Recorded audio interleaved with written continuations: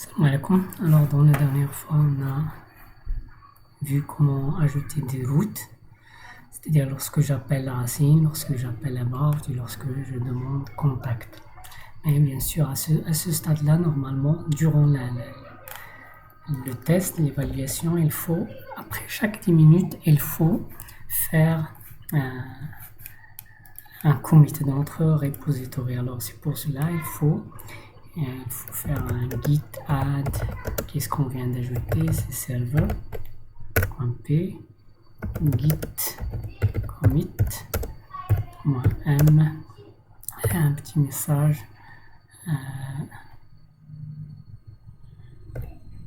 init server file par exemple. Voilà, j'ai fait un petit message, voilà, git commit, là c'est bon. Donc lorsque je fais get log, j'aurai ce que je viens de faire maintenant. Donc on a cloné et voilà, maintenant on a fait un init.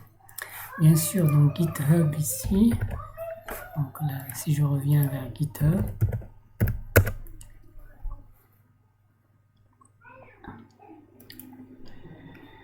vous allez remarquer que rien ne s'est mis à jour encore. Donc là, si je cherche par exemple Sterigunan, voilà, jusqu'à présent, il contient uniquement readme-file, donc je vais faire un git push. Faites attention, on a fait un git add, puis git commit, maintenant c'est git push, donc pour envoyer tout ça au serveur. Donc comme ça, je peux voir votre travail, parce que normalement, ce dossier-là, je suis un collaborateur avec chacun de vous, donc je peux voir ce qu'il a fait.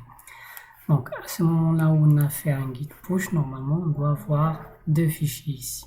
Donc normalement on doit avoir excusez-moi, voilà, il est encore en train d'envoyer, donc là c'est bon.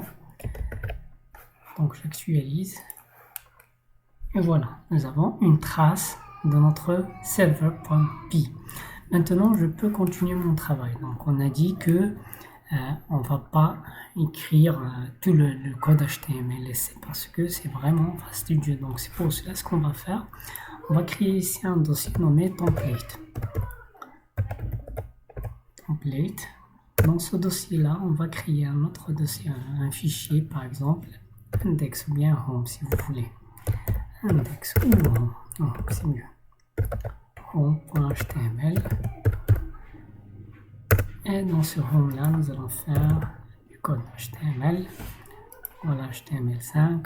Le titre c'est My Store. Et là, on va faire quelque chose. Par exemple, on va faire This is my store. Ou bien, on va faire ici, on va faire un header. Par exemple, un header. Donc dans ce header là, nous allons mettre un ordre list, donc pour le menu, list item, et là un href. Voilà, donc un href égale quelque chose, voilà.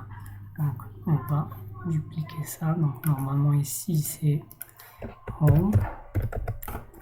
On va faire la même chose. Voilà. Voilà.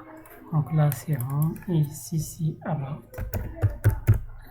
et contact.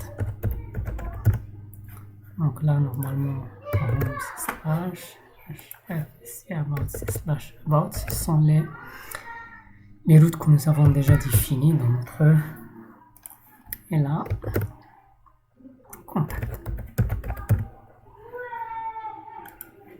Donc là, c'est les routes que nous avons définies dans notre serveur. Donc ça, c'est home. Bien sûr, là, il faut dire que lorsque j'appelle la racine là, donc il n'y a plus de là, donc il faut utiliser il faut faire appel à render template. Voilà, render template. Donc là, cette fonction là, on peut l'utiliser ici pour envoyer un fichier. Render template, et là on va envoyer home.html. Voilà, je sauvegarde. Et là, je reviens vers mon... Ici, on actualise. Donc, je vais enlever ce contact-là. Actualise. On a un problème, donc sûrement on n'a pas, on peut pas lancer l'exécution. C'est Python server.p. Et voilà, j'actualise maintenant. Voilà, on a notre... Donc, Home, c'est toujours Home. About, il va nous renvoyer vers About, que nous avons déjà vu. Contact, la même chose, va nous renvoyer vers Contact. Il faut créer ces deux, normalement dans Home. On va ajouter aussi une image si vous voulez. Donc, avant, ici, je vais mettre un div. Dans ce div-là, je vais mettre une image. Donc la source, donc on va voir une image ici dans store.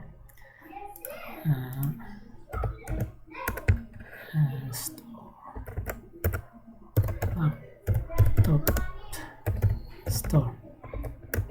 On va chercher une image d'un marché de... Voilà. Donc prenons par exemple cette image-là, copier l'image.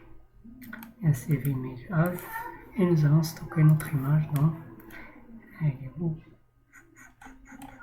tst. Voilà.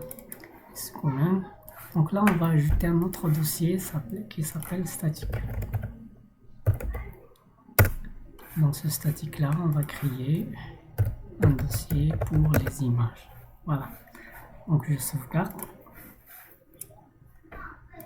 Donc si on revient vers ce dossier, donc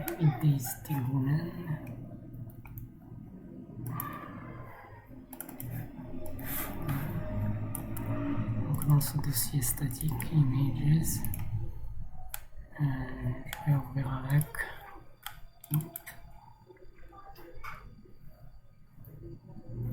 peu importe, on va essayer de modifier sa taille tout simplement. Donc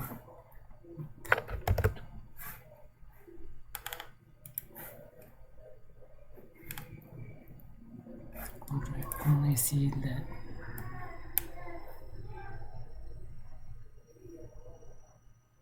voilà, supposons ça.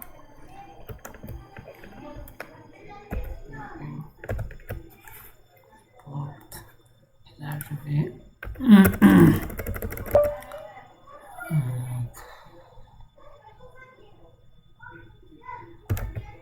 je sais pas, un PNG que je vais mettre dans notre dossier humain.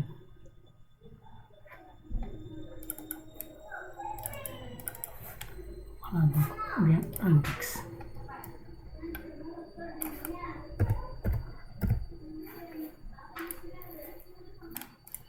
Voilà, nous avons notre image ici.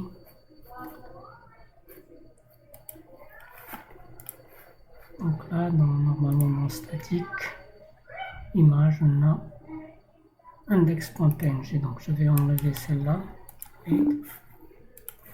Et là, on va insérer notre image. Donc normalement, c'est statique slash image slash index.png. Donc ça, c'est notre image. On va voir s'il s'affiche. Voilà, donc voici l'image. Donc on va essayer de donner la taille totale de l'image.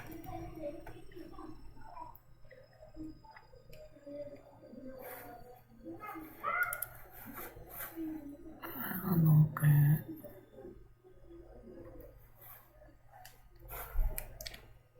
ce qui manque, on va travailler après sur le CSS. Donc ça c'est là une image qui va prendre tout cet espace là, et là nous avons notre menu.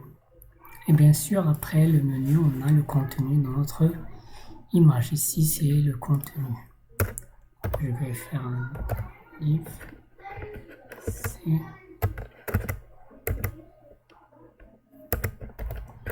if content.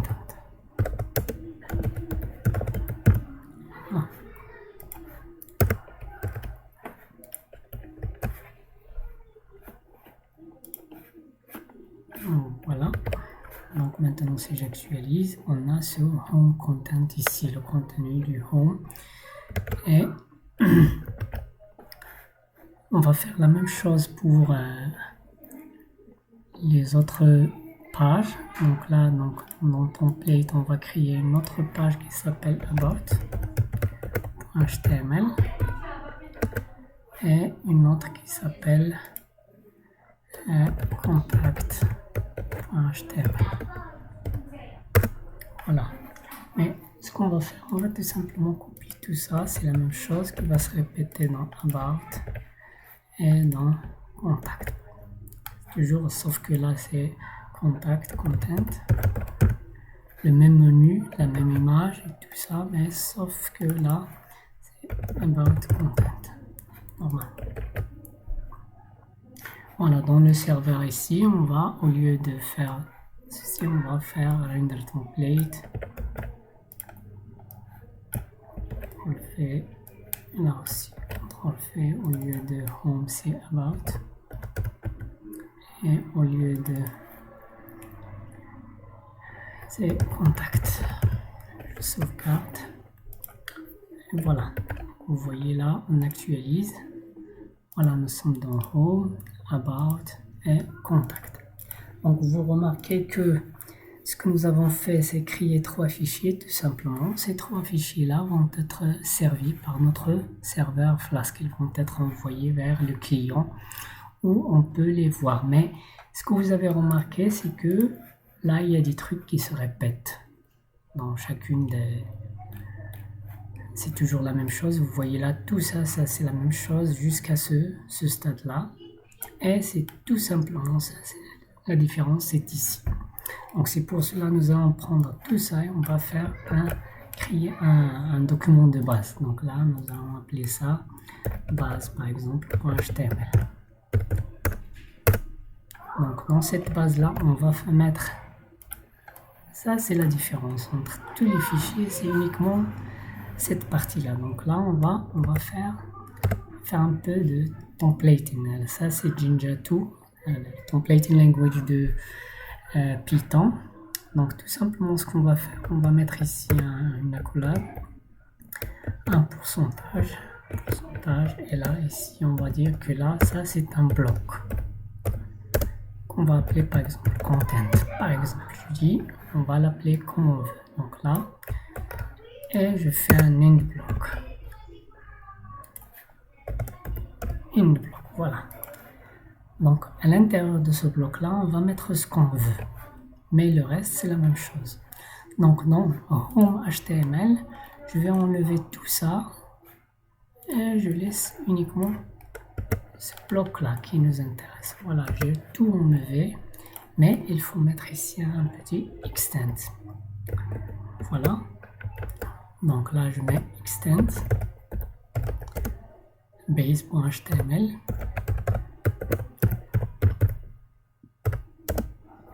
Voilà. Et tout simplement là, parce que là, je lui dis, tu vas faire appel à tout ce que tu as dans base.html. Et je lui dis, à condition, tu remplaces mon bloc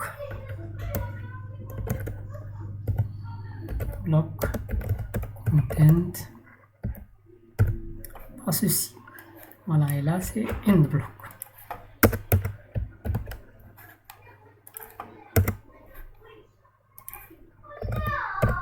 End block content. Voilà, tout simplement.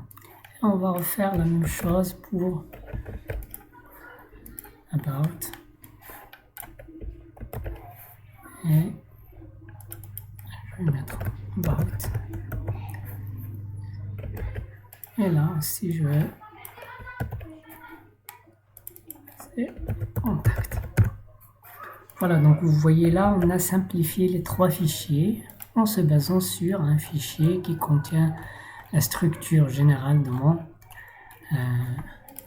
mon site, ou bien de ma page. Donc, une fois on a fait ça, donc automatiquement, normalement, on doit revoir la même chose. Donc vous voyez là, home, about et contact, c'est toujours la même chose. La différence, c'est qu'on a simplifié énormément le travail. Tout simplement parce que maintenant, si je veux faire une modification sur la base, par exemple, je veux un footer, Donc là, non, je ne vais pas travailler sur home, ni base, ni about, ni contact, mais plutôt sur base. Il suffit d'ajouter ici un footer en bas. Je vais mettre un footer tout simplement là et mettre un created by 20, 21 si vous voulez. Donc là, j'ai mis ça dans un footer. Et bien sûr, vous allez remarquer que ça va se répliquer sur toute la page. Donc, vous voyez là, created by me. Et voilà, c'est toujours, et on a about, contact, etc. Donc, dans la prochaine vidéo, on va faire un peu du styling pour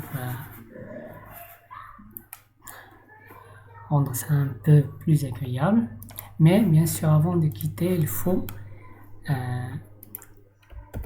faire un commit de toutes ces modifications là. Comme j'ai dit, il faut faire un commit chaque 10 minutes. Donc là, git add, qu'est-ce qu'on a ajouté? Donc on a ajouté, je vais faire un point, c'est-à-dire ajouter tout. J'ai tout modifié. Donc là, git commit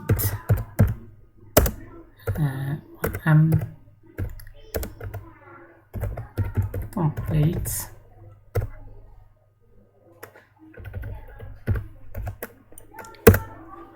Voilà, tous les fichiers qu'on vient d'ajouter, ces fichiers-là, et voilà, finalement, git push si vous voulez. Si vous voulez, je peux faire un git status pour voir ce qui se passe. Et bien sûr, c'est ce que je vais voir pour chacun d'entre vous. Donc, je vais faire un branch is ahead of origin by.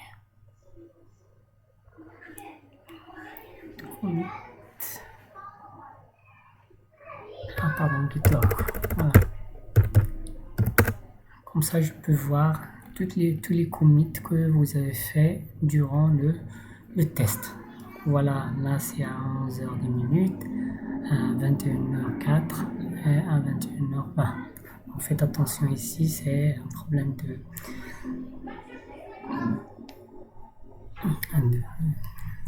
c'est, je crois, la date du serveur ici, Git. Donc voilà, c'est le dernier commit que nous avons fait. Donc je vais faire un git push maintenant si vous voulez. Voilà. Git push, comme ça je vais mettre à jour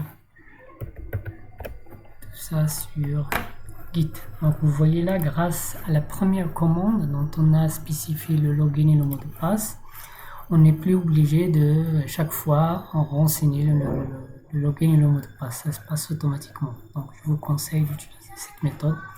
C'est plus rapide, même si c'est pas vraiment sûr, mais c'est très rapide. Donc là, j'actualise. Normalement, je dois voir tout ce qu'on vient de faire. Voilà, donc image, template, etc. Donc là, c'est bon. Et on s'arrête.